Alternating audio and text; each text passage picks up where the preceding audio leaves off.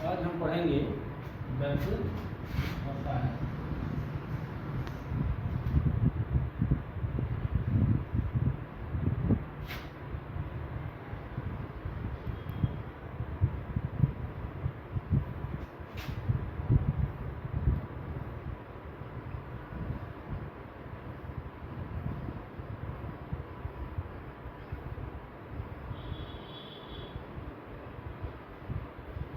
Electrochemistry, वैद्युत रसायन, ये फिजिकल केमिस्ट्री, भौतिक रसायन का एक पाठ है। इसमें देखिए वैद्युत का मतलब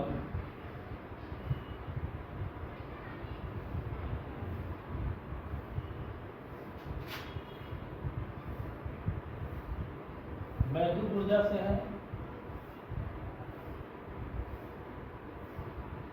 रसायन गिव्स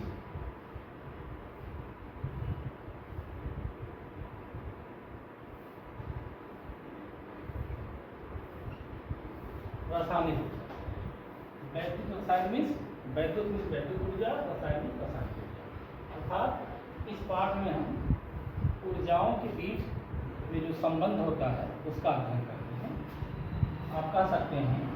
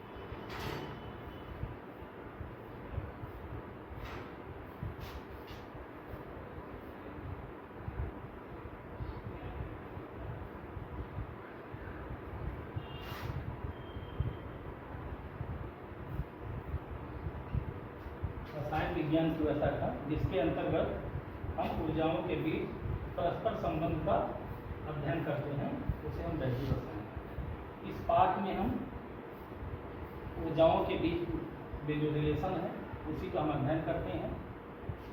यहाँ पर दो बातें होंगी, एक वैद्युत ऊर्जा का रूपांतरण रासायनिक ऊर्जा में होगा, दूसरा रासायनिक ऊर्जा का रूपांतरण वैद्युत ऊर्जा में।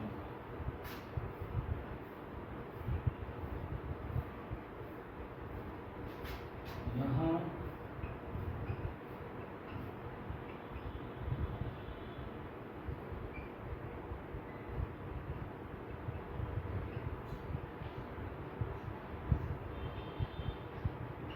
दो प्रक्रियाएं होती हैं। नंबर एक, जब हम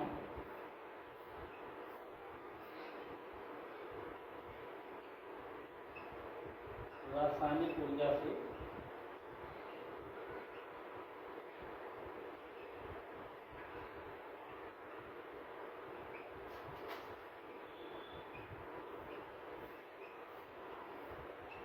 जाते हैं। नंबर दो,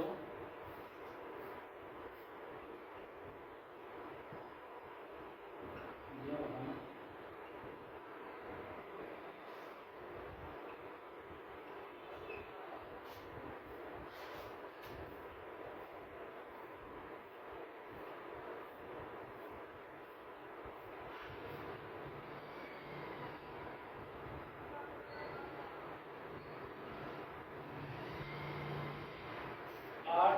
इलेक्ट्रोकेमिस्ट्री, वैद्युत रसायन।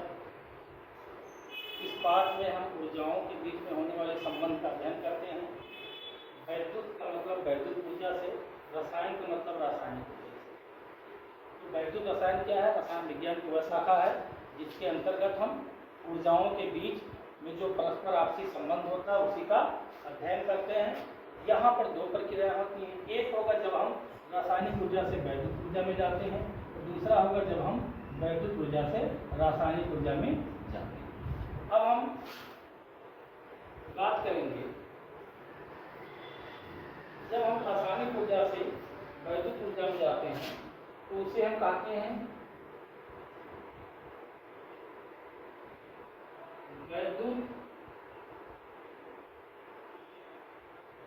रासायनिक सेल।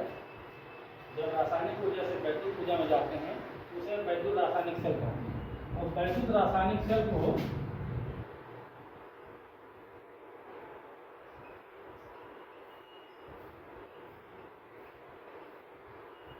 इसे गोल्डीय सेल या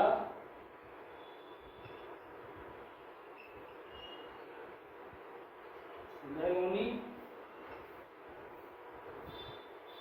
सेल भी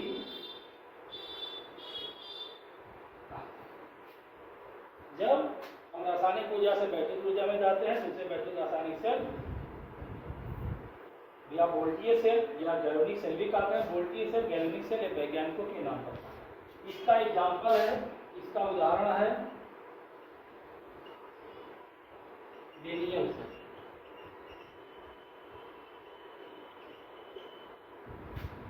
और दूसरा जब हम वैद्युत ऊर्जा से रासायनिक ऊर्जा में जाते हैं तो इसे हम कहते हैं वैद्युत अपघटनी सेल।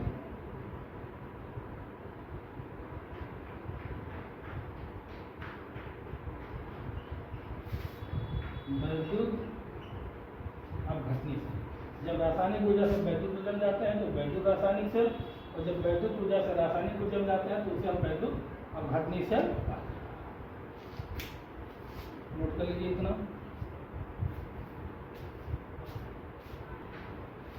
अब हम बात करेंगे यहाँ पर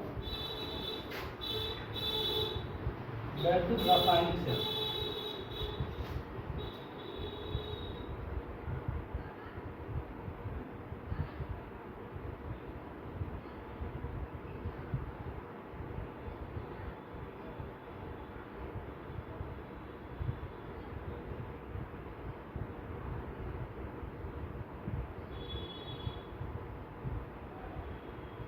वैद्युत रासायनिक सेल इसका एग्जाम्पल है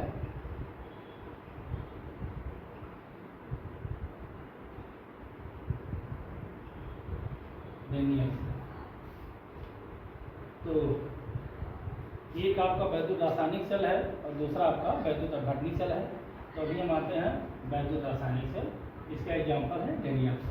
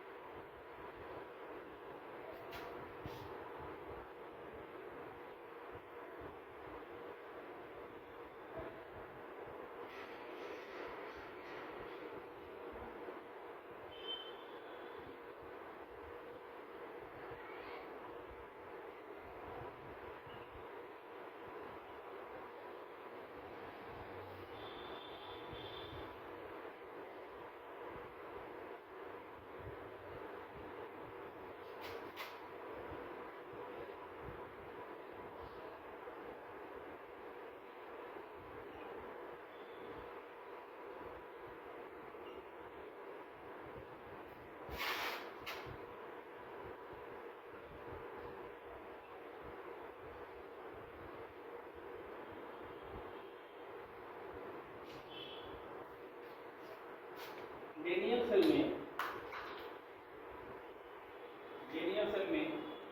का इलेक्ट्रोड होता है एनोड पर, कॉपर का इलेक्ट्रोड होता है कैथोड पर। यहाँ हमारा एनोड रहेगा, यहाँ हमारा कैथोड रहेगा। एक चीज जान लीजिए, इलेक्ट्रोड दो ही होते हैं, एक एनोड होते हैं और एक कैथोड होते हैं। अब कौन नेगेटिव होगा और तो ये पॉजिटिव होगा, और कौन पॉजिटिव होगा ये क्रिया पर निर्भर करते हैं कि कैसी क्रिया हो रही है। तो डेनियल सेल में जिंक का इलेक्ट्रोड एनोड पर होता है, कॉपर का इलेक्ट्रोड कैथोड पर होता है। जिसका इलेक्ट्रोड बनाना होता है उसके इलेक्ट्रोड को उसी के विलेन में डुबो देते हैं, ये नियम है। जिस भी चीज का इलेक्ट्रोड आपको बनाना है उसके इलेक्ट्रोड को उसी के विलेन में डुबो देते हैं। तो जिंक का इलेक्ट्रोड हमने यहाँ लिया है, तो जिंक के इलेक्ट्रोड को जिंक का विलेन जिंक सल्फेट है इसमें डुबो दिया है। कॉपर के इलेक्ट्रोड लिए है तो कॉपर के इलेक्ट्रोड को कॉपर सल्फेट के विलेन में डुबो दिया है। तो ये कॉपर के इलेक्ट्रोड है, ये जिंक के इलेक्ट्रोड। इन दोनों इलेक्ट्रोडों को हमने गैल्वेनोमीटर से जोड़ दिया है। ये गैल्वेनोमीटर जी क्या आपका है, जी आपका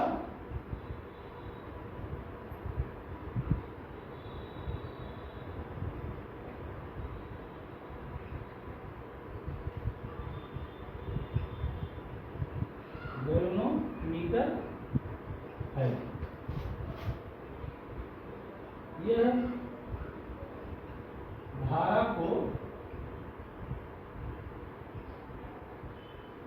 मापता है, इसका काम है कि कितना धारा फ्लो हुआ वो ये बताता है। ये धारा को मापने का काम करता है, या इनके बीच में जो विभवांतर है उस विभवांतर को ये मापता है। विभवों के बीच में जो अंतर होता है वो विभवांतर को ये मापता है। अभी हमारा ये परिपथ अपूर्ण है, अभी परिपथ पूर्ण नहीं है, अभी धारा फ्लो नहीं होगी। धारा को फ्लो करने के लिए हम इसको लवण सेतु से जोड़ेंगे।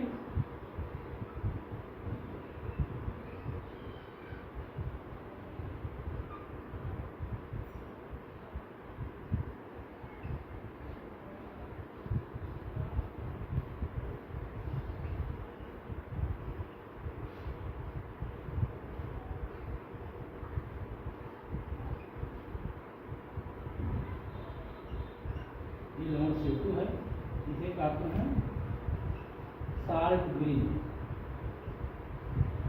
ये आपका लवण सेतु साल्ट ब्रिज। ये आपका एक जाली होता है, इस जाली को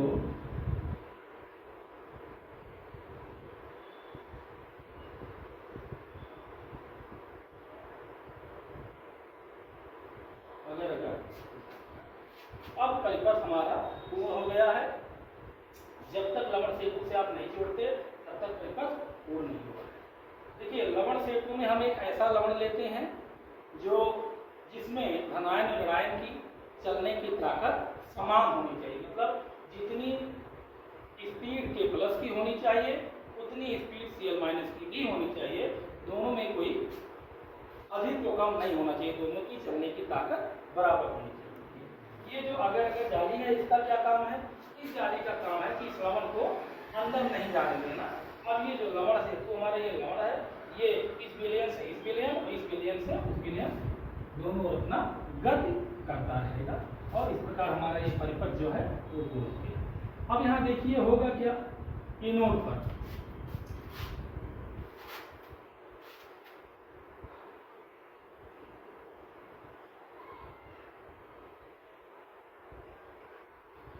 एनोड पर जिंक है, कैथोड पर कॉपर है। जिंक और कॉपर में हम तुलना करेंगे तो इलेक्ट्रॉन त्यागने की क्षमता जिंक की अधिक है कॉपर की तुलना में, क्योंकि विद्युत रासायनिक श्रेणी आपने पहले के क्लासों में आपने पढ़ा था, तो उसमें जिंक विद्युत रासायनिक श्रेणी में कॉपर से ऊपर है। या आप इस तरह भी कह सकते हैं कि जिंक की क्रियाशीलता कॉपर की तुलना में बहुत अधिक है, अतः इलेक्ट्रॉन त्यागने में इलेक्ट्रॉन त्यागने में जिंक की क्रियाशीलता अधिक है, कॉपर की कम है। तो जिंक यहाँ पर एनोड पर ऑक्सीकरण होगा और कैथोड पर अपचयन होगा। एक चीज आप हमेशा ध्यान रखिएगा कि विद्युत रसायन लेसन में ऑक्सीकरण और अपचयन के बारे में जानना अत्यंत आवश्यक है। थोड़ा सा मैं आपको बता देता हूँ, वैसे आपने 11 में रिडॉक्स रिएक्शन एक लेसन ही है, उसमें पूरा डिटेल है ऑक्सीकरण अपचयन, आपको पढ़ाया भी गया होगा। अब ऑक्सीकरण में आप देखिए, 1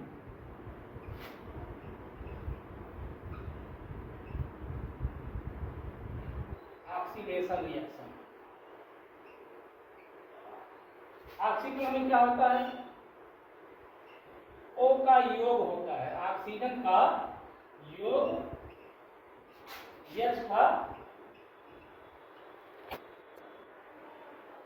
वियोग।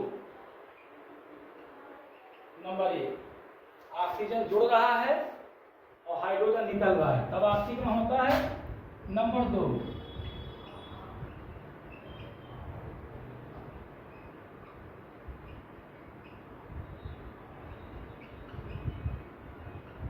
विद्युत ऋणात्मक तत्वों का संयोग, जबकि विद्युत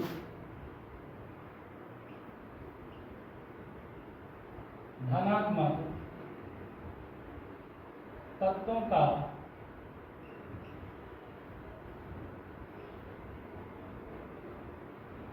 वियोग होता है। ऑक्सीजन का योग होता है, हाइड्रोजन का वियोग होता है, विद्युत ऋणात्मक तत्वों का संयोग और विद्युत धनात्मक तत्वों का वियोग होता है। अब थोड़ा सा आप ध्यान दीजिए, जो विद्युत ऋणात्मक तत्व किसे कहते हैं, इलेक्ट्रोनेगेटिव एलिमेंट। ऐसे तत्व जो इलेक्ट्रॉन ग्रहण करके ऋणायन बनाते हैं, ऐसे सभी तत्व जो इलेक्ट्रॉन ग्रहण करके ऋणायन बनाते हैं उनको हम विद्युत ऋणात्मक तत्व कहते हैं, और ऐसे सभी तत्व जो इलेक्ट्रॉन देकर धनायन बनाते हैं उसको हम विद्युत धनात्मक तत्व कहते हैं। तो ऑक्सीकरण में विद्युत ऋणात्मक तत्वों का संयोग होता है और विद्युत धनात्मक तत्वों का वियोग होता है। जनरली धातु में विद्युत धनात्मक तत्व होते हैं, अधातु में विद्युत ऋणात्मक तत्व होते हैं। और तीसरा जो इम्पोर्टेंट है, धनावेशों में वृद्धि।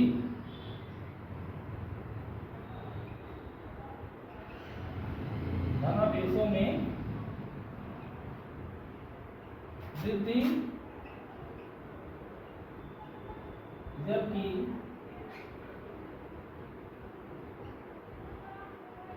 ऋणावेशों में कमी होता है। जैसे इसमें आप देखेंगे, जैसे देखिए आप, जैसे ये Fe+2 है, इसने एक इलेक्ट्रॉन आउट त्याग दिया, अब ये Fe+3 हो गया। अब यहाँ धनावेश देखिए +2 से +3, धनावेशों में वृद्धि हुई। और फिर यहाँ देखिए जैसे O- है, O-2 है, अब O-2 ने इलेक्ट्रॉन त्यागा तो यहाँ पर अब ऋणावेश घटा। O-2 का मतलब है कि इन्होंने 2 इलेक्ट्रॉन ग्रहण किए हैं, अब इन्होंने एक इलेक्ट्रॉन वापस कर दिया, तो एक ही ऊपर माइनस रहेगा, समझने की चीजें हैं। या सपोज करिए Cl- है, तो Cl- में यहाँ पर Cl बन जाएगा जो इलेक्ट्रॉन दिया। हालांकि O और Cl दोनों एकल परमाणु अवस्था में नहीं रहते हैं, ये तो मैंने ऐसे लिख दिया है, ये दोनों अणु के रूप में रहते हैं। तो ये हमारा क्या है, ऑक्सीकरण।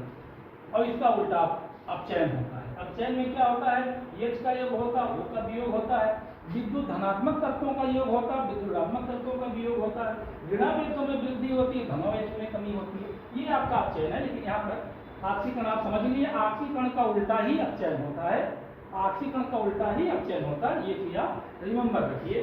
तो एनोड पर ऑक्सीकरण होगा, कैथोड पर अपचयन होगा। अब एनोड पर आप देखिए,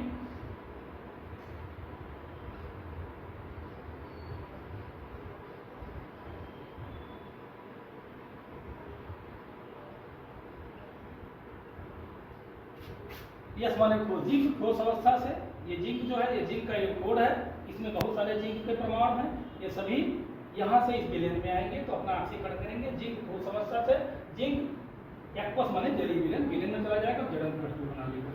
ये आपका एनोड से होगा। अब कैथोड पे आप देखिए, कैथोड पे क्या होगा, Cu+2 जो विलेन में है, ये इलेक्ट्रॉन ग्रहण करके ठोस बनाएगा। एनोड पर ऑक्सीकरण होता है, कैथोड पर अपचयन होता है। इन्होंने इलेक्ट्रॉन त्यागे, +2 का मतलब है कि इन्होंने 2 इलेक्ट्रॉन त्यागा, इसलिए ऑक्सीकरण है। यहाँ देखिए इनके +2 था, इन्होंने 2 इलेक्ट्रॉन ग्रहण किया तो यहाँ पर Cu बन गया। यस माने ठोस अवस्था, ध्यान रखिए, यस मतलब ठोस अवस्था। जैसे इससे सॉल्यूशन जो होता है तो विलयन नहीं होता तो सॉल्यूशन। अब देखिए होगा क्या, ये जिंक का इलेक्ट्रोड है। अब यहाँ पर जो बहुत सारे जिंक के परमाणु हैं, ये सारे जिंक के परमाणु क्या बना लेंगे, Zn+2 बनाएंगे। यहाँ इलेक्ट्रॉन छोड़ेंगे, Zn+2 बनाएंगे। एक इलेक्ट्रॉन होगा, 2 इलेक्ट्रॉन, 3 इलेक्ट्रॉन, ऐसे मतलब कई सारे जिंक परमाणु Zn+2 बनाएंगे। तो एक जिंक यहाँ से आया, Zn+2 बनाया, 2 आया, 3 आया, 4 आया, ऐसे कई सारे जिंक Zn+2 के रूप में यहाँ आ जाएंगे और यहाँ छोड़ेंगे क्या, इलेक्ट्रॉन छोड़ेंगे। तो बहुत सारे इलेक्ट्रॉन यहाँ पर इकट्ठा हो जाएंगे। इसी इलेक्ट्रॉनों के इकट्ठा होने के कारण इसको हम माइनस से प्रदर्शित कर रहे हैं, ठीक है। क्योंकि ये चीज ये भी आप जान लीजिएगा, ये जो आपका डेनियल सेल है ये लोन कॉन्सेप्ट पे निर्भर करता है,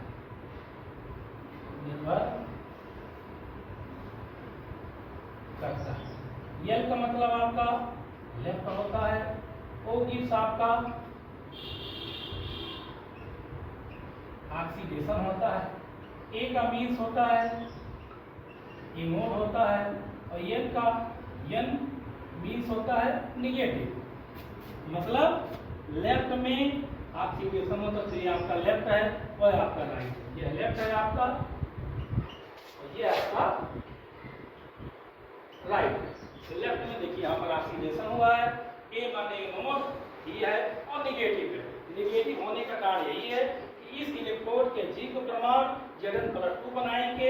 तो जब Zn+2 बनाएंगे तो इलेक्ट्रॉन को त्यागेंगे, तो इस इलेक्ट्रोड पे बहुत सारे इलेक्ट्रॉन ग्रहण होंगे। और होगा क्या कि ये प्रक्रिया ऐसे बहुत बार होती रहेगी, तो इस इलेक्ट्रोड धीरे धीरे कम होता जाएगा, इलेक्ट्रोड धीरे धीरे कम होता जाएगा, इलेक्ट्रॉन की संख्या आप बढ़ जाएगी, इसीलिए यहाँ पर निगेटिव है। और ये इलेक्ट्रॉन इस गैल्वेनोमीटर से होते हुए इस कैथोड पर आएंगे। अब कैथोड में जो Cu+2 है वो जंप करके इस इलेक्ट्रोड में जाएगा और इलेक्ट्रॉन को ग्रहण करेगा। अब Cu+2 बहुत सारे Cu+2 यहाँ जाएगा धीरे धीरे, इसलिए बहुत सारे धनायन यहाँ इकट्ठा हो जाएंगे, इसलिए इसको प्लस से हम प्रदर्शित करते हैं। ये प्रक्रियाएं अनवरत चलती रहती हैं। और होगा क्या, एक समय ऐसा आएगा कि यहाँ बहुत सारे जिंक प्लस आ जाएंगे, तो ये जिंक प्लस जो Zn+2 धनायन है ये और अधिक धनायन को विलयन में नहीं आने देंगे। कहने का तात्पर्य यह है कि जिंक का इलेक्ट्रोड है तो जिंक इलेक्ट्रॉन को यहाँ छोड़ेगा और छोड़कर यहाँ बना लेगा क्या, Zn+2 बना लेगा। क्या बना लेगा, Zn+2। ऐसे 1 Zn+2, 2 Zn+2, 3 Zn+2, बहुत सारे Zn+2 बन जाएंगे और ये इलेक्ट्रोड धीरे धीरे घटता जाएगा, कम होता जाएगा और यहाँ इलेक्ट्रॉन इकट्ठा होते जाएंगे। तो इलेक्ट्रॉन के इकट्ठा होने के कारण ही इसे माइनस से हम दर्शा रहे हैं। लेकिन ये प्रक्रिया जब चलती रहेगी तो एक समय ऐसा आएगा कि जब बहुत सारे धनायन हो जाएंगे तो ये और अधिक जिंक धनायन को यहाँ आने नहीं देंगे। इसी प्रकार यहाँ पर इलेक्ट्रॉन इकट्ठा, जब इलेक्ट्रॉन गैल्वेनोमीटर से होते हुए यहाँ आएंगे तो यहाँ विलयन का Cu+2 इस इलेक्ट्रोड पर इलेक्ट्रॉन को ग्रहण करने के लिए जाएगा। ऐसे बहुत सारे Cu+2 जाएगा, तो इसी तरह से Cu+2 और अधिक Cu+2 को नहीं आने देंगे। ये प्रक्रियाएं बंद हो जाएंगी और जब प्रक्रियाएं बंद हो जाएंगी तो हमारा परिपथी बंद हो जाएगा। वहां पर कार्य कौन करता है, यह लमण सेतु कार्य करता है। ये K+, अब यहाँ पर क्या आपका है ज्यादातर, यहाँ पर Zn+2 यहाँ धनायन जाता है तो Cl- आएंगे। Cl- आएंगे तो ये बना लेंगे ZnCl2 और यहाँ पर SO4 की संख्या ज्यादा है तो K जाएगा तो ये बना लेगा K2SO4 और ये प्रक्रिया धारा हमारी प्रवाहित होती रहेगी। अब यहाँ ध्यान दीजिए, इलेक्ट्रॉनों की चलने की दिशा, ये आपका इलेक्ट्रॉन के गमन की दिशा, मतलब इलेक्ट्रॉन जा रहे हैं और इलेक्ट्रॉन के विपरीत ही वैद्युत धारा होती है। और ये हमारा क्या है, I की दिशा, I की दिशा, क्योंकि वैद्युत धारा इलेक्ट्रॉनों के चलने के विपरीत दिशा में ही प्रवाहित होती है। अब इसका विभवांतर, इसका विभव ज्यादा होगा और इसका विभव कम होगा। तो जो इलेक्ट्रॉन एनोड से कैथोड की ओर जाएंगे, इलेक्ट्रॉन कहाँ जाएंगे, इलेक्ट्रॉन एनोड से कैथोड की ओर